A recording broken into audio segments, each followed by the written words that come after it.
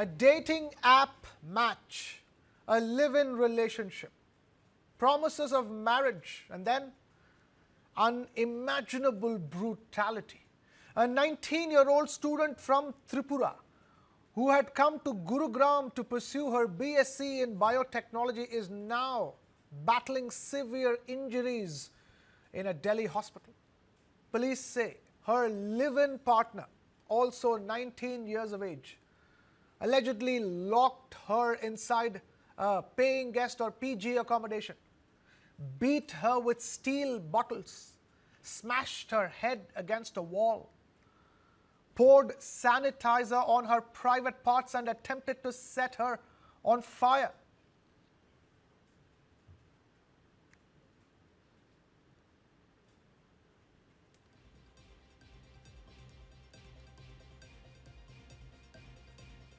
Victim की family के द्वारा गुरुग्राम पुलिस को इन्फॉर्म किया गया था कि उस लड़की को कहीं पर उसके किसी दोस्त के द्वारा उसकी पिटाई की जा रही है।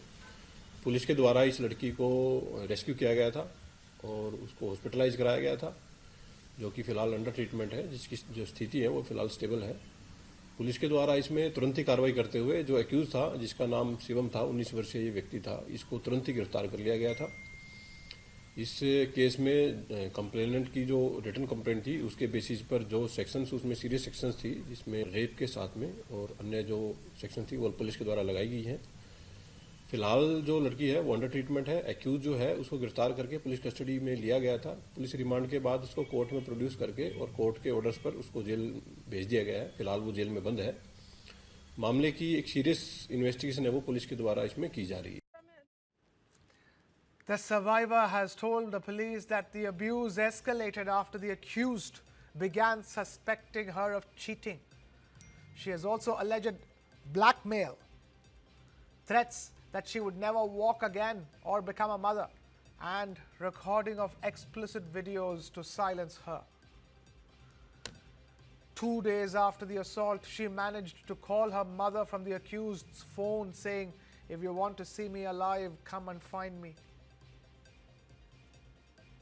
Her mother alerted the police, who rescued her and arrested the accused. While police say serious charges including rape have now been added and the accused has admitted to assault, the survivor's lawyer alleges that initial sections invoked were too mild and raises concerns about attempts to dilute the case.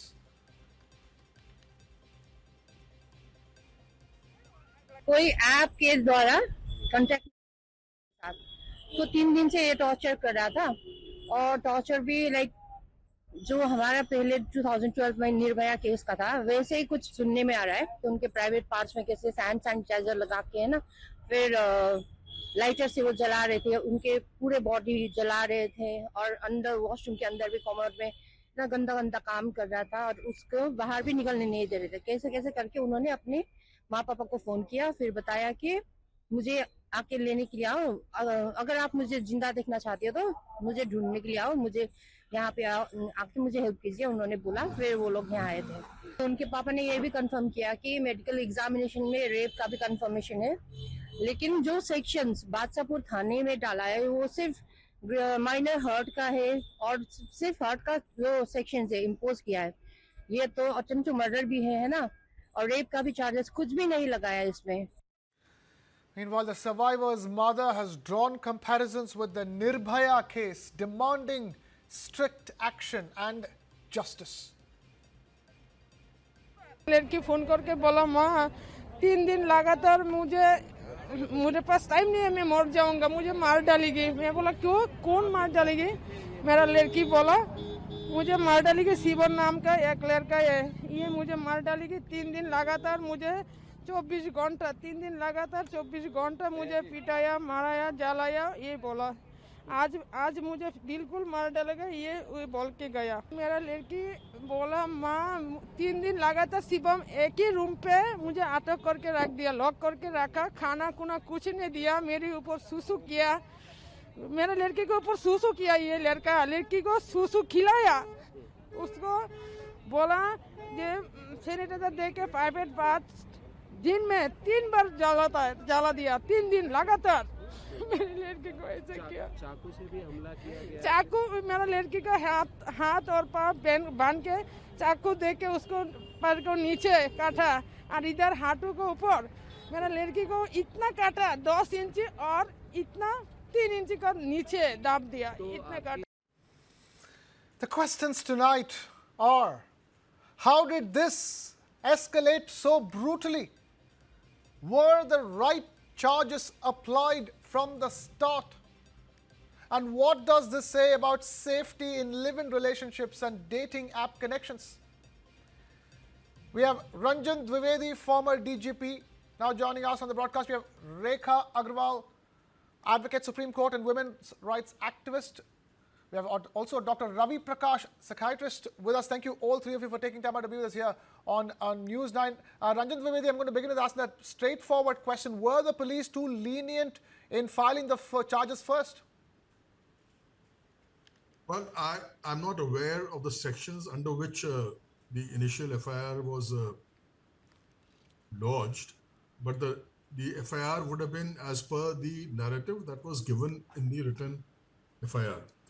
Now, if that narrative does not correspond to the sections that have been mentioned in the form, then of course, then police is at fault, and I'm sure the officers will take action against this. But I would just agree that usually the tendency on the part of the police is to register an easier crime, and it's not good at all. It's despicable. But this has been, the 200-year legacy of the department. Officers come who ensure that the right sections, and in fact, you see, what you should do is put a section which is higher than what may be made out, so that exemplary punishment can be given. And it's an example. You set an example in such heinous matters, where you see, especially when it deals with ladies. You see, ladies are so vulnerable that it's so easy to exploit them, as in this case over here. So if the police did not register the right sections, of course, the action should be taken against them. But having said that, I think it's important that some rules are made now for living relationships. I see at the moment there is no, and it's not an easy thing, because it infringes your privacy by putting rules in relationships. But something has to be done, and especially I'll say at least one thing which is within what is mandated right now in the law or in the rules, that everybody has to get a police verification done of any tenant. Now, once you do that, at least the parents would know where the child is, or for example, this boy's parents would know where he is, in case he was also living in the same PG accommodation with her, as it's made out, it's that they were in a living relationship. So I think that will have some salutary effect on the whole thing. I mean, there would be some check at least of what's happening. Parents get to know, and the parents, with their sense that the child is not in very safe circumstances, then can intervene and save these children. And one thing I request, that you see, what happens is that it's important that we withhold identifiable information about any victim, and also an accused, if the accused is a juvenile. So because you see, it tends to stigmatize the victim sometimes, and it's unfortunate. It's unfortunate our society behaves like this. It's very bad. Yeah. And also and regions, that, so I would just request that if identifiable information about the victim is withheld, we take strictest action possible in prosecuting the accused. But so these are my initial thoughts on the issue, Krishna. Fair enough. Stay with us. Rekha Agarwal, is this yet another brutal wake-up call for laws on live-in relationships in the country? As far as laws are concerned, I do think that we've got enough laws in place. The Indian Penal Code, and now what we call the Bharatiya Nyaya Sanhita, that is good enough to protect anybody who's a victim of crime, whether it is a married woman, whether it is a single woman, or whether it is a girl who's in a live-in relationship. So the law is applicable to all. So I do not think there's any requirement of any further laws where live-in relationships are concerned. They do not need anything. They don't need any special laws, because a crime is a crime. As I just said, that if any woman, irrespective of a marital status, is a victim of a crime, the perpetrator has to suffer under the Bharatiya Nyaya Sanhita. And this is a clear case of attempt to murder, because the kind of the narrative that you were giving right now, I mean, I got goosebumps just hearing to it. I couldn't even listen to the sordid details which you mentioned. So this is, of course, a totally depraved mind. And another alarming note that I hear is this: the age of both the perpetrator as well as the victim. That's right. Just 17. So it is just 1 year.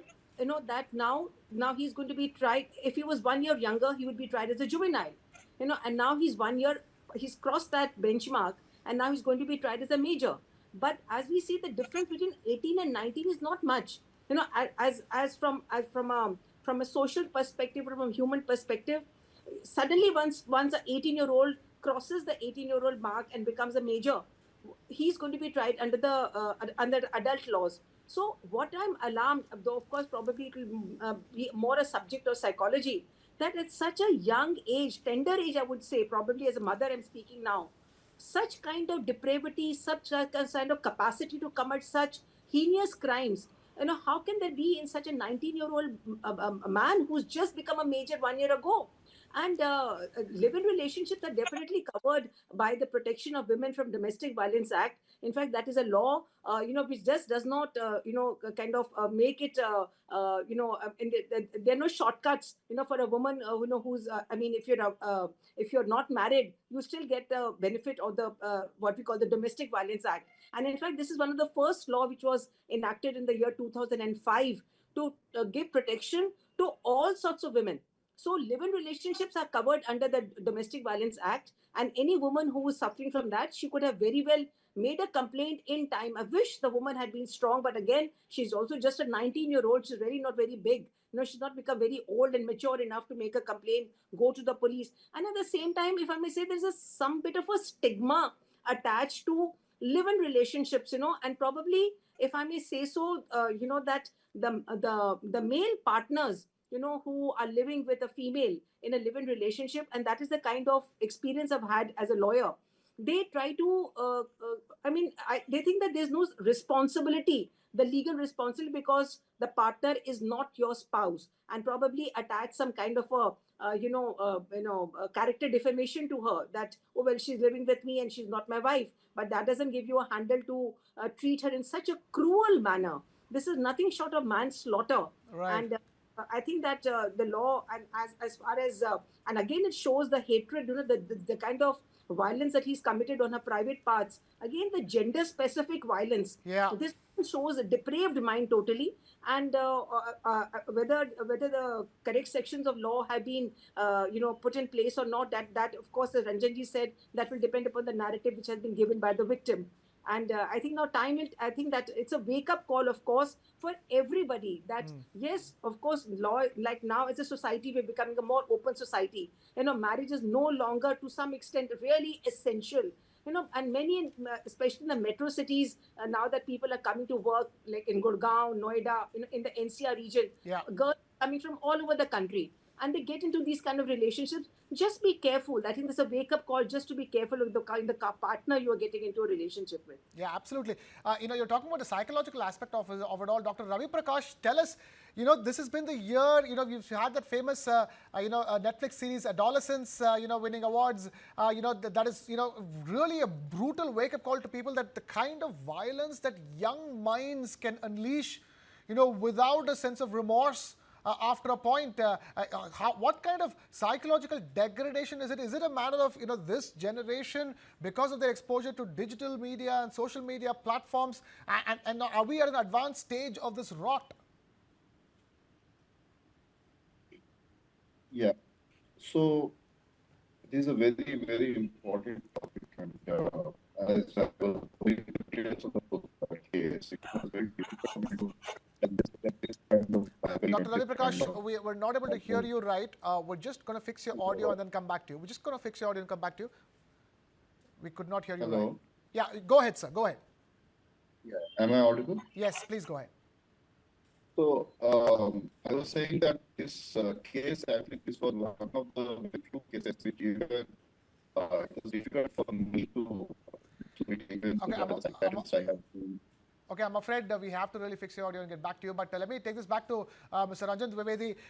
Cases of 15-year-olds, 19-year-olds indulging in grave acts of violence is a matter that is very difficult for so many people to come to terms with. Mr. Ranjan Dwivedi, and even when the police takes it up, then becomes an entire issue of is it a juvenile, is it not a juvenile, and then the procedures that follow that.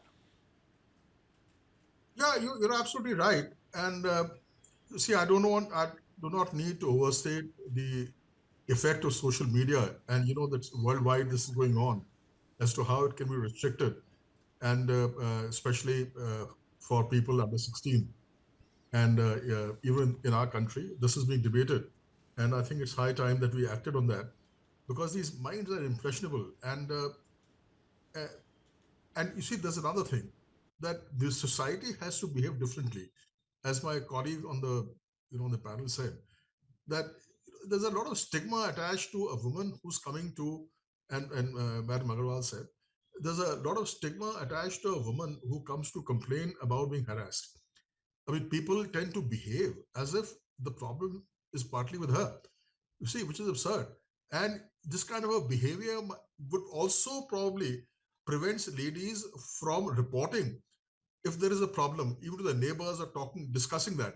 So even this has to be addressed. It's a difficult matter. It's a difficult problem.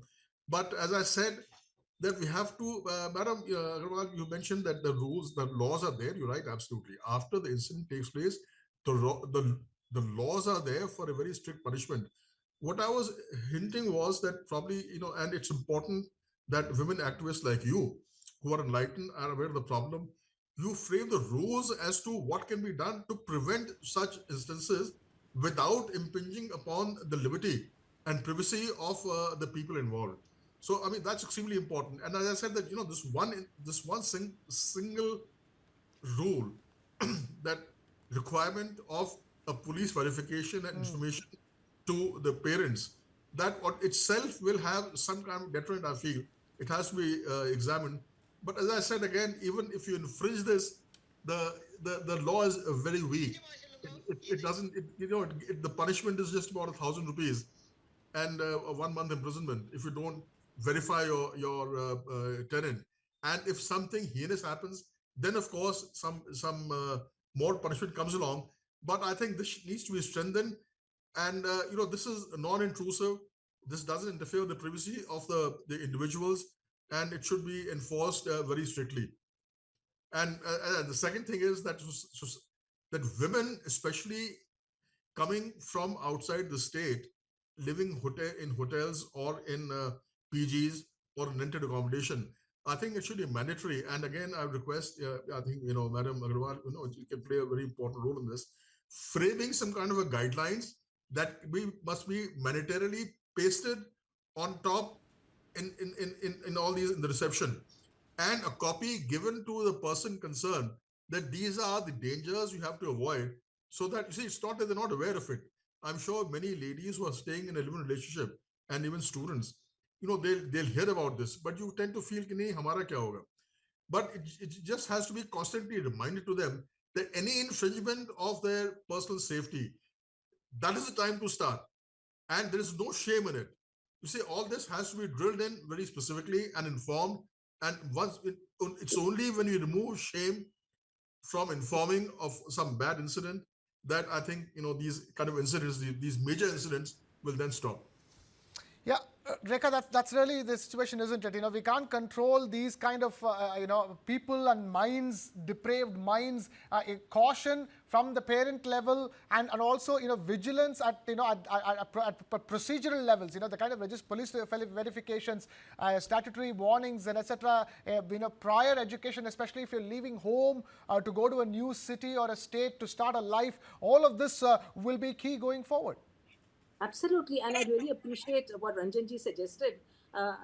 Some proactive measures have to be taken, and I think that once we could start with legal literacy, it's very easy for a lawyer, who's got some knowledge about law to talk that, okay, oh, you registered an FIR, go to the police, this section is applicable, etc., etc. There's the Domestic Violence Act. So how many people really know about it? And how easy is it? I mean, is it really easy in our country to even register a phone call to the police? How quick is the police to respond? I mean, very often I hear clients who come to me and they say, "Madam, 112 पे phone किया, कोई phone ही नहीं उठाता है." So is it easy to register a call on 112? So all these things, we need reforms at every level. We need reforms in our schools, in our colleges, in the education sector, even in the social sector. Like we kind of nukkad, what you call nukkad nataks, where the youngsters and the public at large are made to realize that these are your basic rights and duties. These are basic civic duties. And there is no shame attached if you're in a live-in relationship. And if I Right. may say one more thing over here, that we need police reforms also. We need to sensitize the police. Just because if a lady is, and she's an adult, and that is a constitutional right to have to be in a live-in relationship, she need not marry, and she need not even report about it, because it's not mandatory to report that, whether you're in a Right. live-in relationship or not. But again, as I said, there's a stigma about in a live-in relationship, and stigma, if I may say so, to some extent, I may not be sound very politically correct, but to girls who come from the east, Yeah. from the eastern states, they're supposed. I mean, particularly the northern culture is to kind of take them for granted, and as if their liberties can be taken with them. Yeah. As a college student in Delhi University, I've seen that happening everywhere. Right. So I think that we need to be sensitized, and the education begins at home. I Right. think Absolutely. yes. Absolutely. Education begins at home. And Dr. Ravi Prakash, in that case, also education begins at home so that young minds do not get twisted and tangled and end up being capable of unleashing such unspoken of violence. Yeah, yeah. So that is what I was saying. I completely agree with Madam. It has got a lot to do with education. And when we talk about education, there are two things that I want youngsters nowadays to understand clearly. These are first thing is about the education about relationship. When we talk about relationship, we have a very vague idea and what we have seen from movies and what we have read from the internet friends and all. But people have to realize that relationship can take you into two different extremes. And if you are not able to recognize the red flags, then most probably you are ending up in some kind of negative direction only, maybe not so far, but somewhere you will end up in the wrong direction. And that is why the education about relationship is very important. We have to know what is the need of a relationship, how do people react, what is the extreme. People are capable of going to such kind of extreme barbaric and negative and uh, inhumane kind of treatment to the partners. They are people like narcissistic personalities. They are people who have antisocial personality. These are facts. You cannot just turn a blind eye to them. You cannot just push it under the carpet. It's a fact of the society. It is a Right. reality of the society in which we live.